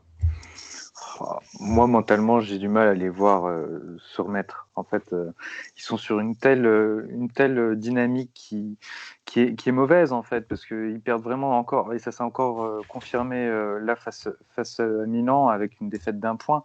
Ils perdent toujours les matchs sur le fil, et je pense qu'il y a une énorme frustration. Oui. Effectivement, si on regarde le talent intrinsèque, en regardant les joueurs, je trouve que c'est intéressant, mais je trouve que c'est pas du tout fonctionnel. Il y a des profils un peu similaires, et non, j'arrive pas. J'arrive pas, parce que sinon, en plus, par rapport à mon classement à moi, ça voudrait dire déloger une équipe comme Valence, par exemple. Et je pense que collectivement, Valence est bien trop en avance. Ah oui, entre les deux, il y a pas photo. Je suis d'accord avec Il y toi. a un monde d'écart. Surtout que le collectif, ça se perd pas comme ça. Non, mais en revanche, réacquérir, parce que Wilbekin l'an dernier c'était un joueur, alors ça a toujours été un soliste, mais c'est un joueur qui était tout à fait en capacité d'impliquer ses partenaires l'an dernier. Perdre des matchs, ils perdraient leur match de 20 points en produisant un basket, comment dire, 100 pointes de performance, je te dirais, bon bah vas-y c'est foutu. Mais ils sont à pas grand chose finalement. Là ils sont à 3-8, ils pourraient très bien être à 6-5, et il y aurait rien eu à dire finalement. Ouais, Et c'est du pas faux. coup, tu as ton Maccabi qui sort, et t'as qui rentrerait dans ton top 8, et le Bayern qui sortirait. Là j'ai Maccabi 8, Zénith 9, Bayern 10. Ok. Ouais, alors que moi, le Bayern, je les ai gardés. Je les vois vraiment rester par rapport à ce qu'ils ont déjà prouvé sur ce début de saison. Je trouve que Trinkieri manœuvre super bien l'équipe. Ah ouais, c'est Lucic, merveilleux. c'est un niveau élite qui t'offre quand même certaines garanties. Et puis, il y a une profondeur de banc que je voyais pas en début de saison et que j'ai découvert grâce à Trinkieri, justement. Donc là-dessus, pour moi, en fait, le Maccabi est peut-être plus talentueux, effectivement, que le Bayern. Mais je pense que dans sa structure, ils n'arriveront pas à rattraper le retard qu'ils ont pris. C'est possible. C'est possible, mais pour le Bayern, contrairement à d'autres équipes, le Bayern, ils vont devoir gagner le championnat d'Allemagne, ils n'ont pas le choix. Sinon, leurs actionnaires vont péter un plomb s'ils le perdent 2 années consécutives par rapport au budget. Et donc, à un moment, ils vont devoir faire des choix. Alors que le Zénith s'en fout complètement de gagner la VTB. D'une part, on ne sait pas trop si elle aura lieu, mais d'autre part, depuis que Gazprom est devenu sponsor de l'Euroleague, ils savent qu'ils ont leur place à vie, quoi. C'est pas encore signé, mais c'est vrai que c'est un gros gage. Ouais, j'ai l'impression. Petite question, histoire d'être vraiment l'emmerdeur public. On est vraiment sûr que le Maccabi a plus de talent que le Bayern? Ça dépend de ce qu'on considère comme talent, en fait. Parce que En fait, je j'essaie de pense qu'ils ont regarder. C'est kiff-kiff. Pour moi, c'est kiff-kiff. Vu le nez, comme ça, hein, mais je trouve ça vraiment kiff-kiff. Ils ont peut-être pas plus de talent, le Maccabi, mais ils ont des joueurs qui sont plus à même de prendre des responsabilités Ouais, et de faire la permettant différence. de se mettre en... Voilà. Moi, je crois que c'est ça. Wilbekin, il saura faire des choses qu'un Lucic ne saura pas faire. Mais collectivement, tous les jours, je prendrai un Lucic parce que je sais que c'est du ciment dans ton mur, en fait, un mec pareil. Alors qu'un Wilbekin, c'est un pétard mouillé. Mais je comprends ce que tu dis, Romain, dans le sens où il y a vraiment une homogénéité des talents au Bayern. Ça, c'est indéniable, hein, indéniable. D'accord, mais du coup, je comprends le point de vue de se dire qu'au Maccabi, il y a des mecs qui, un soir de match qui compte, qui vont pouvoir faire la différence Et solo, comme un ce qu'ils Wilbekin ou font, même un. ce qu'ils font d'habitude, mais qu'ils font pas pour l'instant. Et la preuve, ils perdent des matchs, tu vois. Ouais, Mais Euh, ouais. Vous avez qui comme joueur comme ça au Maccabi? Moi, j'en vois pas 25. Hein. Bah, Wilbekin Dorsey déjà. Bryant, Bryant, ouais. Omri Ouais, il y en a Caspi s'y 3. revient. Et Hotel Hunter, bien utilisé, ça peut être. Alors, je dis pas que ça peut être ce type de joueur, mais ça peut être un joueur bien plus intéressant comme Tezizic, je pense. Et sachant que je pense que Zizic, il sera aussi capable d'apporter quand même sa contribution. Il y a Zosman qui n'a pas encore joué. Moi, Chris Jones, je trouve que c'est pas un Chris mauvais Jones, joueur. ouais. Di Bartolomeo, c'est quelqu'un qui peut apporter aussi. Calo Yaro, enfin, non, franchement, Et c'est des il y a du talent, profils mais assez. ils ont pas réussi à les faire jouer ensemble, quoi, pour Et le c'est des moment. profils assez variés. Par Ouais. exemple, tu regardes un Bayern, Paul Zipser, c'est un joueur assez unidimensionnel. Il est excellent dans ce qu'il fait, mais tu pourras pas lui demander des choses très variées. Par contre, ça fonctionne mieux parce que tu as Trinkieri, parce que tu as une structure autour qui fait que le joueur est rentabilisé. Oui. Ok. Moi, je partage pas le constat, mais j'ai hâte de voir la suite de l'Euroleague pour en tirer des conclusions. Est-ce qu'on passerait pas sur nos top 8, les copains? C'est parti. Allez-y, les gars. Allez, on fait Romain, Mathieu, Olivier, puis moi. Let's go! Et pour se faire plaisir, du coup, on part de la 8e place, par contre. Oui. Oui, bien sûr. Ok, du coup, ma 8e place, c'est l'Olympiakos. Ok, c'est clair, c'est une belle prise de position. Pour tout ce que j'ai dit tout à l'heure. Impeccable. Mathieu, 8e. En 8e, j'ai Valencia. Valencia qui va subir le retour en force de quelques équipes ou la concurrence d'autres et qui du coup va redescendre au classement mais réussir à se maintenir pour s'offrir une place en play-off. Oh, intéressant aussi ça. Du Olivier? coup, en 8e, donc, je vous l'ai dit, j'ai le Maccabi, sans être vraiment convaincu, puisque je les mets au même nombre de victoires que le Zénith et que le Bayern. Mais voilà, je les vois sur le pic talent de certains de leurs joueurs et sur, pour l'instant, le manque de complémentarité qui, connaissance Veropoulos, à un moment, je pense, s'atténuera un peu. Ok. Moi j'ai le Bayern, donc on a tous une équipe différente. On C'est a tous, ouais, intéressant. on a tous une équipe différente. Bah, déjà là, ça c'est bon ça. Donc comme l'a dit Romain, ouais, il va noter les top 8 et celui qui est le plus loin, il va payer apéro. Du On enchaîne coup, sur le top 7, enfin sur le 7ème, excuse-moi Romain, vas-y. bah non, mais belle transition parce que du coup, moi, c'est mon 7e, c'est le Bayern. Je les vois un petit peu chuter, mais Ok. toujours assez costaud collectivement pour s'en sortir et se qualifier, avoir une petite place en playoff, ce qui pourra rassurer un petit peu le club parce que c'est vrai que cette équipe, ça fait un moment qu'elle est là, qu'elle doit performer. Et du coup, ben ouais, je la vois 7e. Voilà, par la force du collectif parce que j'adore les équipes collectives. Et t'adores Trinkieri aussi. Ouais, bon, on peut passer le sujet, s'il te plaît. Mathieu? En 7e position, je voyais une équipe moins collective, j'ai placé Milan. Moi, je les vois se maintenir, je les vois pas exceller ou rallier le top niveau, mais voilà, 7e position, ils seront en play-off. Ok. Et moi, j'ai Milan aussi, à la 7e position. Euh, du fait du niveau des joueurs, de la capacité de Messina, je pense, dans les derniers moments, s'il faut glaner quelques victoires, à mettre le pied sur l'accélérateur. Mais selon moi, enfin, ça paraît une évidence, mais si soit Kyle Hines, soit Sergio Rodriguez se blessent dans la saison, attention, parce que il y en a un qui est le régulateur défensif et l'autre clairement qui est le seul joueur en capacité de pouvoir bien distribuer, toujours à bon escient. Et si à un moment il est pas là et qu'on confie la balle à Delaney et Punter, ça peut vraiment partir en sucette. Voilà, Je partage, ouais. 7e Milan. J'ai le Zénith, moi. Oh joli. J'ai le Zénith parce que vous allez voir, mon 6, 7, 8, c'est du gros collectif. Voilà. Le Romain, petit tu as qui pari. en 6? En 6, bah, du coup, je vois la remontée du Fener. voilà, qui Ok. va gratter le top 6.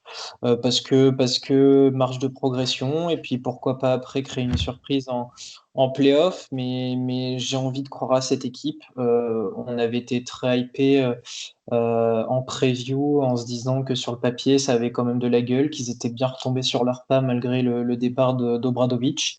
Et puis parce que je reste convaincu que ce banc a des choses à faire et à apporter. Et puis Nando De Colo, une fois qu'il sera en bonne forme, il y aura plus aucun doute pour moi.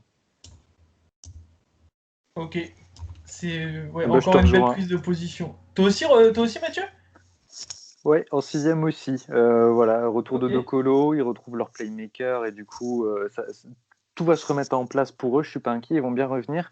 Je les vois pas plus haut non plus. Et par contre, je pense que ça sera vraiment une équipe à suivre en playoff. Là, ils peuvent faire une surprise. Et moi, le Fener aussi.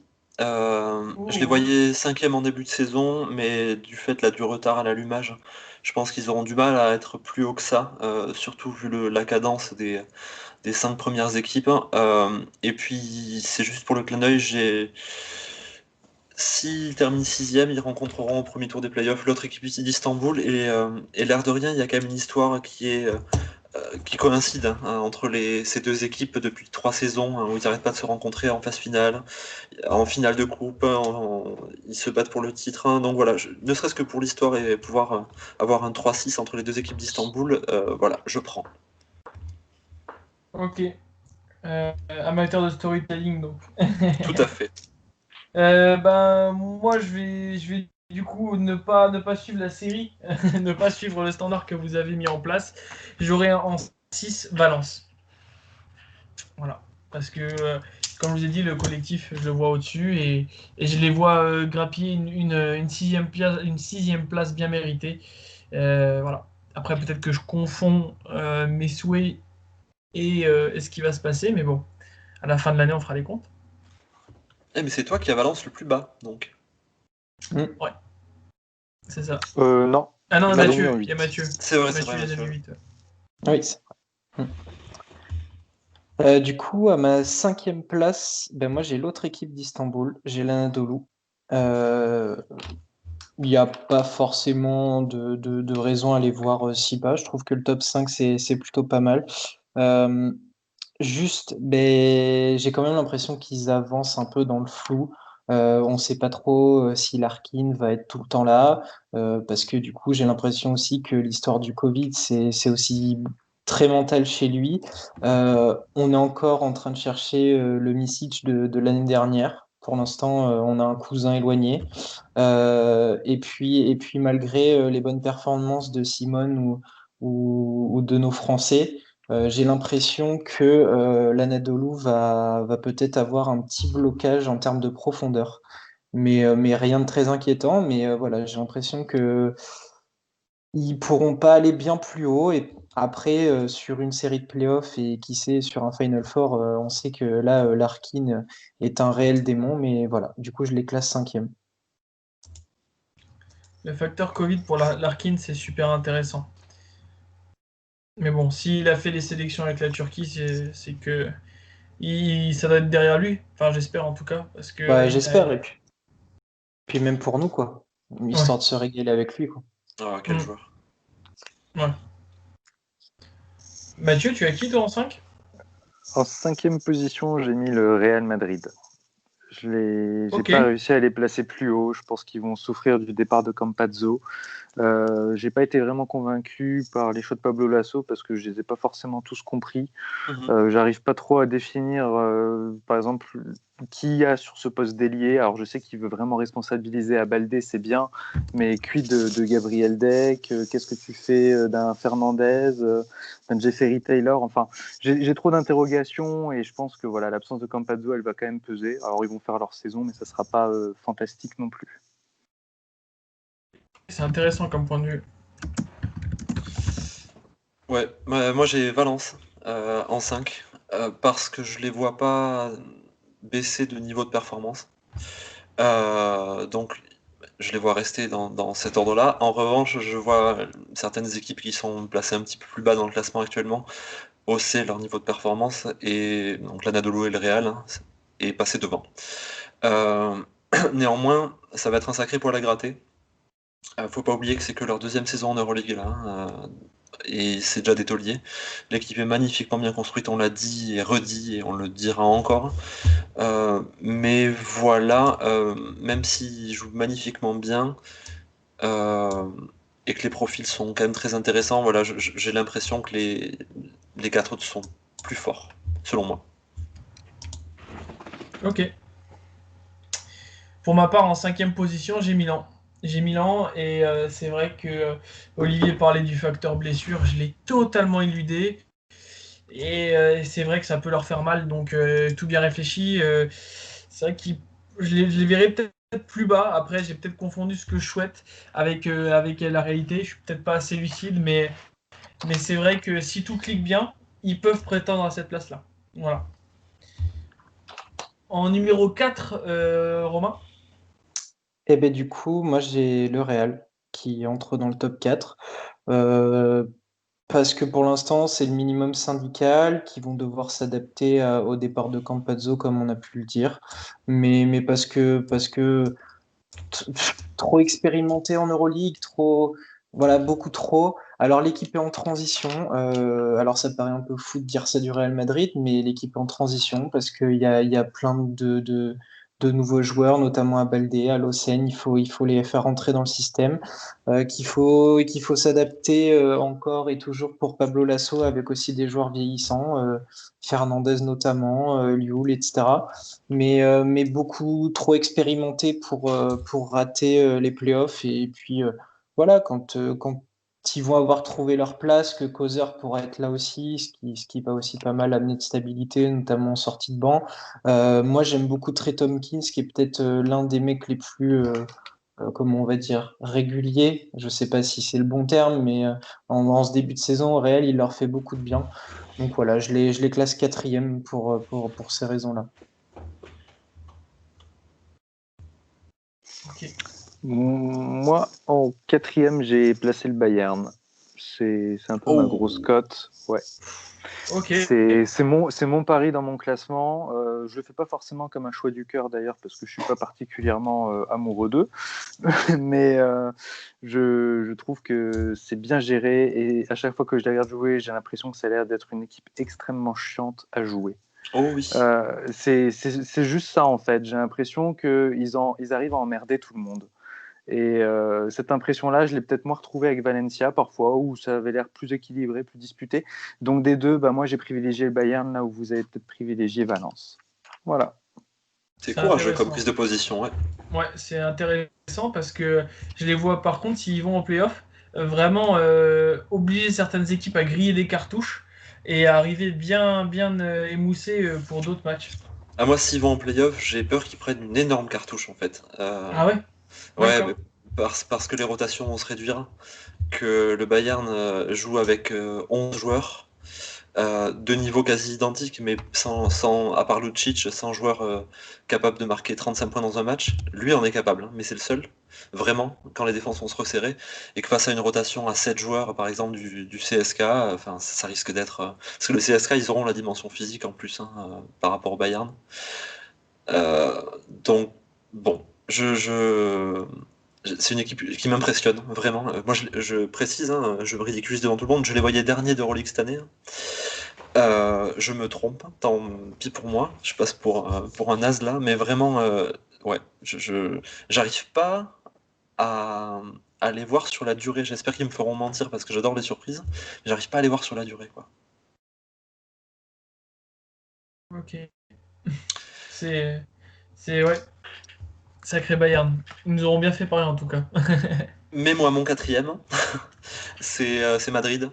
Je les vois pas plus haut parce que j'ai l'impression que... Alors, tous les arguments de Romain, je les rejoins. J'y ajouterai juste le fait que je pense qu'ils vont continuer à faire tourner. Quasiment jusqu'au bout, quasiment jusqu'au playoff, parce que je pense qu'ils peuvent se le permettre. Ou en tout cas, ils pensent pouvoir se le permettre.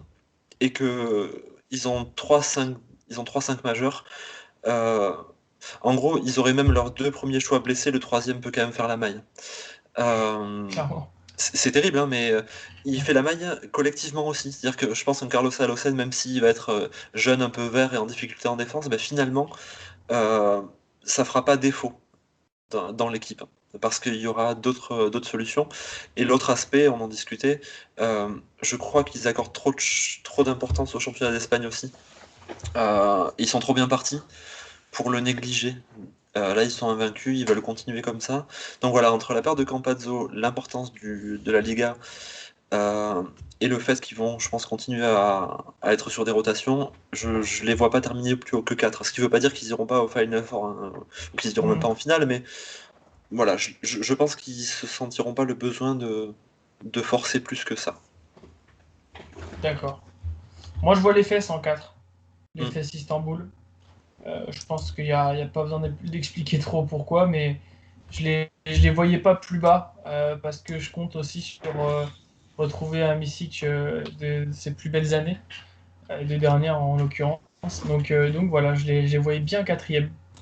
Et je les voyais pas titiller les trois que j'ai au-dessus, surtout. Troisième, Romain, tu as qui? Ma troisième, ça y est, c'est mon pari. Vous allez me voir venir avec mes grands sabots, mais c'est Valence.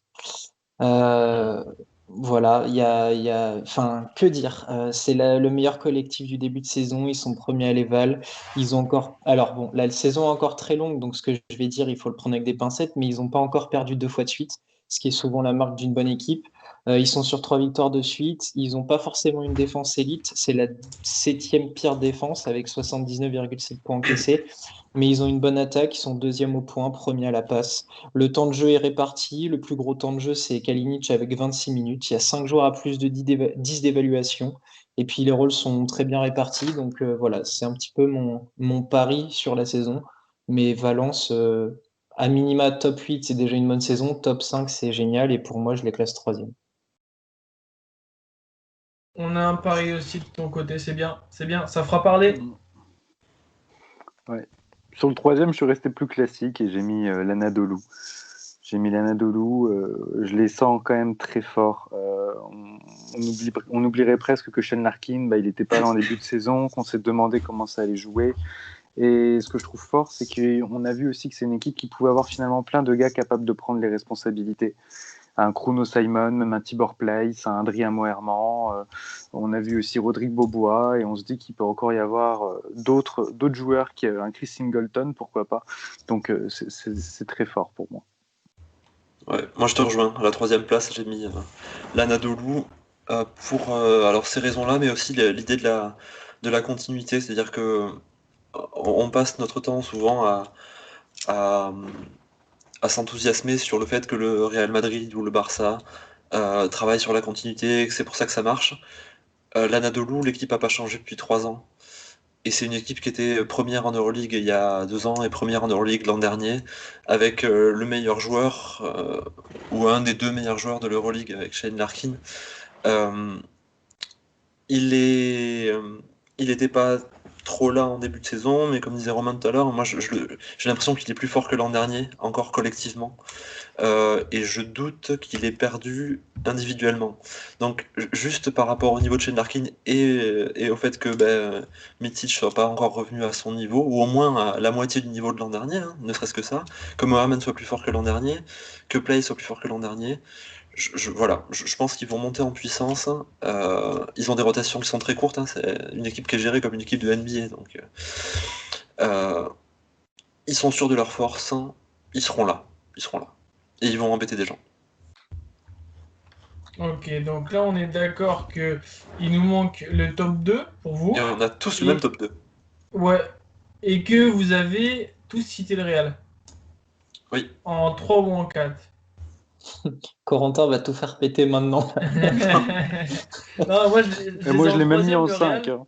Ouais, bah, c'est ça qui est fou. C'est que la dernière fois qu'ils étaient en 5, c'était en 2017-2018.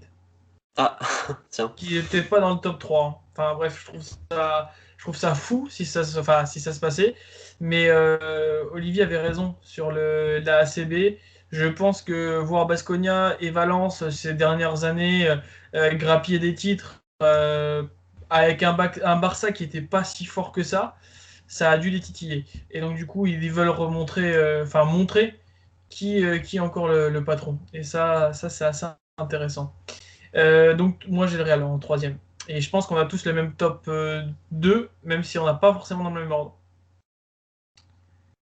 Ah, tu penses qu'on l'a pas dans le même ordre? Moi, je pense qu'on l'a tous dans le même ordre. Ouais, je suis Allez, quasiment certain qu'on l'a dans le bon, même ordre. à 3 on le dit. 1, 2, 3. CSK Barça, Barça. CSK. Ah oui, CSK, Barça Ouais. dans ce sens-là, 2 Ouais, CSK Barça, ouais. Ouais, bon, voilà. Mm. Je pense qu'il n'y a pas grand-chose à dire sur ces deux équipes de plus, mais moi je vois Barcelone au-dessus du CSK concrètement, et j'ai hâte de les voir jouer l'un contre l'autre.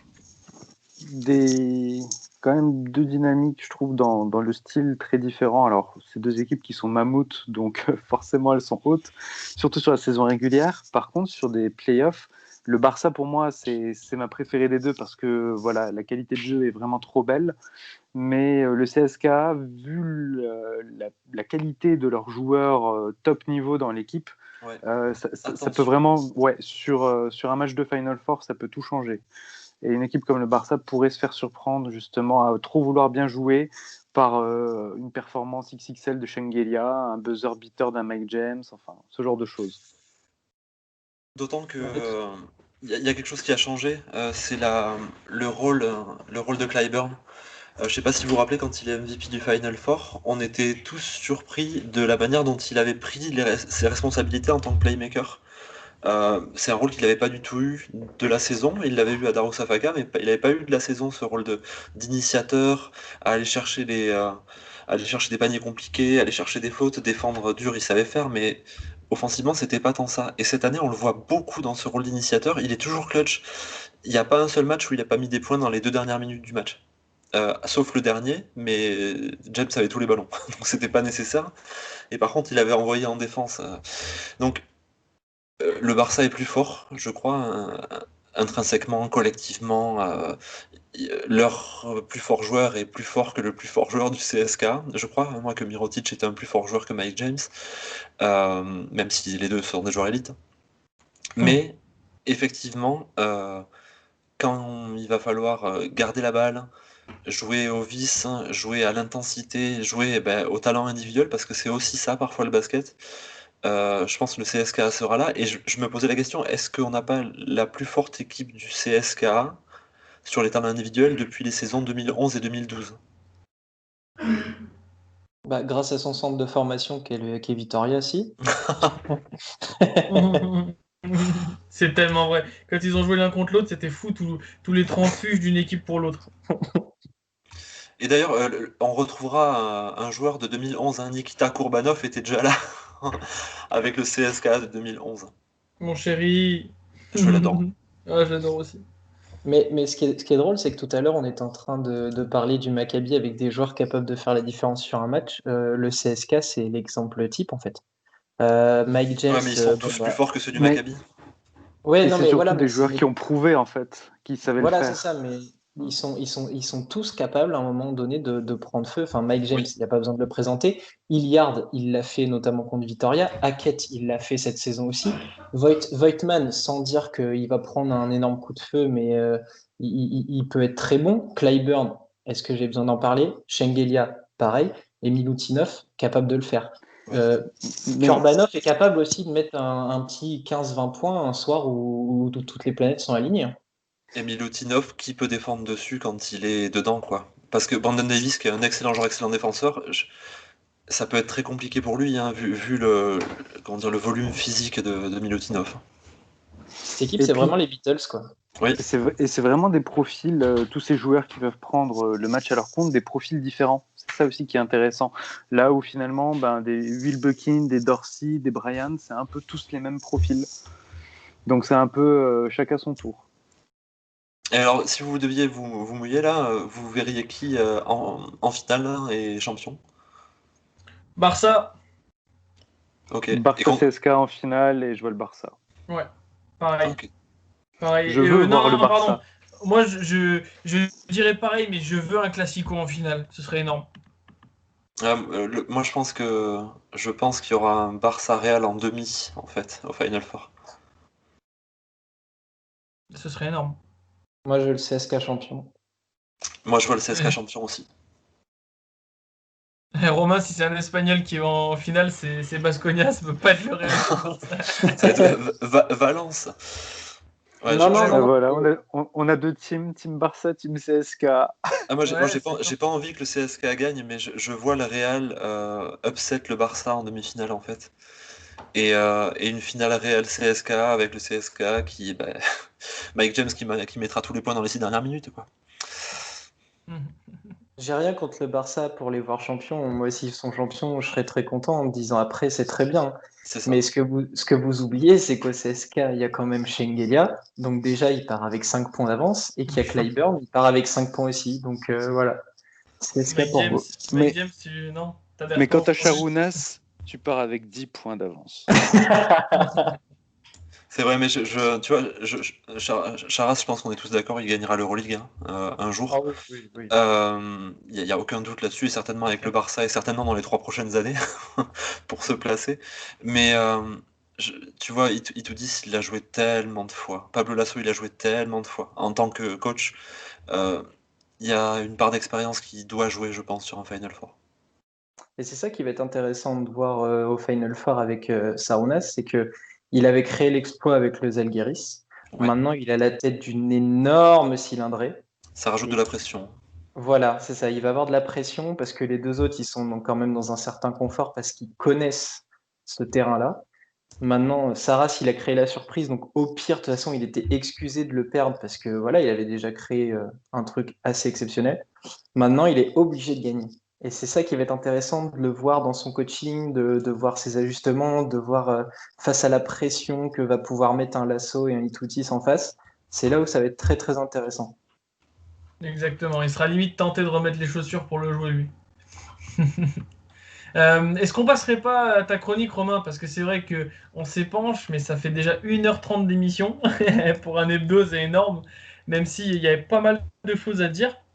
Et que surtout, en discutant avec vous, j'ai plein d'idées de débat qui me sont venues et je vous en ferai part. Bah, let's go, Romain, régale-nous. On t'écoute. Avec un peu de flemme, j'aurais pu vous ressortir une chronique teintée de chauvinisme afin de vous épargner 3 minutes de votre temps. Mais cette semaine encore, un joueur français de l'Anadolu a brillé et encore une fois, l'ASVEL a gagné. Coïncidence? Je ne crois pas. Et Tony Parker serait bien inspiré de se renseigner sur le prix de Beaubois et de Moerman. Mais passé ces considérations dignes d'un analyste sorti de Basketball Manager, j'ai une pensée pour les parieurs. Je pense surtout à cette personne qui, vendredi matin, s'est rendue dans le bar tabac de sa rue, déposant 5 € le sourire aux lèvres en se disant « Oh, 5 balles sur l'Asvel, on sait jamais. Sur un malentendu, ça peut marcher. » Eh bien, madame ou monsieur, félicitations. Votre chèque vous attend à la Française des Jeux et Gaëtan Muller vous offre la visite de l'Astrobal pour être resté un fidèle supporter. Avec cet argent, vous devriez offrir les soins aux joueurs du Barça. Oui, car on pense à eux aussi. Le voyage de retour a dû être très long.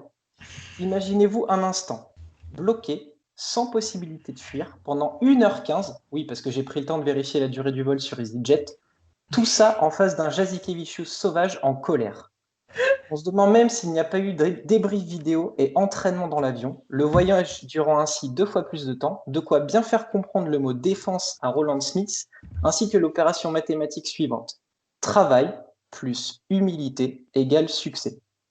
Petite note de la rédaction. Saras n'est toujours pas une insulte lituanienne ni une déclaration de Corey Higgins après le match. Ne montez donc pas sur vos grands chevaux si dans cette chronique nous transmettons nos amitiés à Sarunas. Allez, pas de panique Saras. Bon, il faudra un jour que j'aborde les sujets Larkin et Mike James, deux hommes définitivement bien mieux en Europe que sur les bancs d'une équipe NBA. Et Et quand je merci. dis ça, Ça je c'est suis important ému. de le dire. Désolé de te couper, mais ça fait du bien. Il n'y a pas de mal. Mais quand je dis ça, je suis ému car à chaque fois, ça me fait penser à Fakou. Bon, Romain, reprends-toi. Tu dois terminer sans pleurer. Tu as réussi pendant les répétitions tout à l'heure. Je voulais donc conclure cette chronique sur une note positive en parlant de Luc Sigma. Mon chouchou a enfin réalisé son match référence cette saison. C'était bien sympa à voir et l'on ne m'enlèvera pas de la tête qu'il est un vrai magicien du jeu. Mais actualité oblige, et puisque je n'avais pas encore utilisé de citation, je dois achever cette chronique ainsi. On part donc sur celle-ci.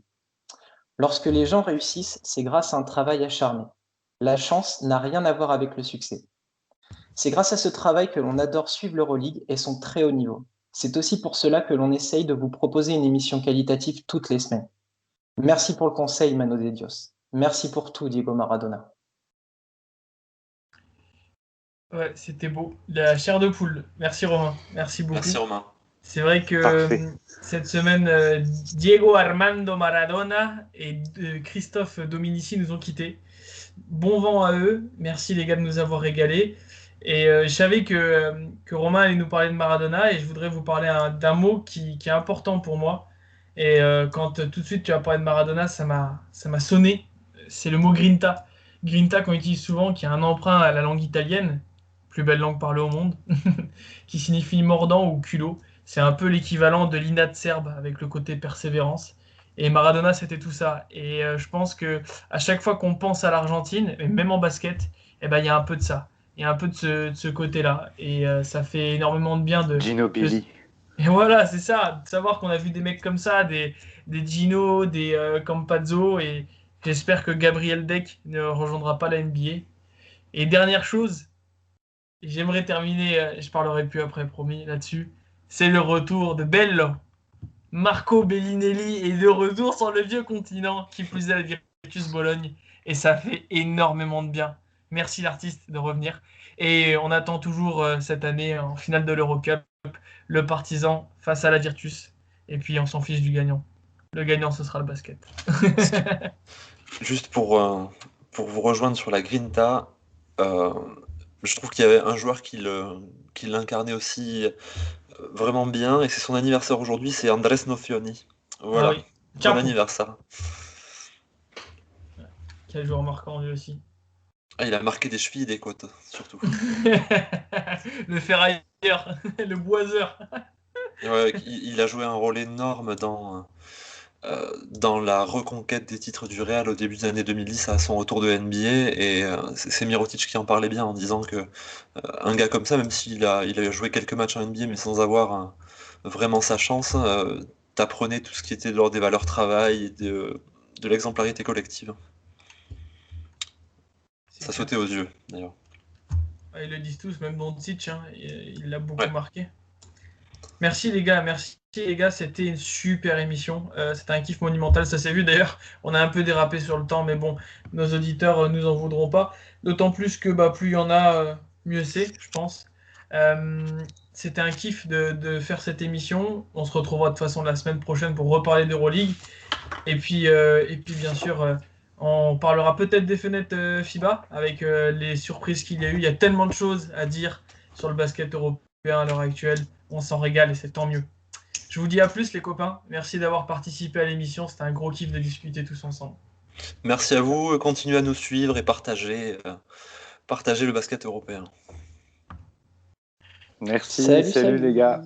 Salut à tous, ciao ciao.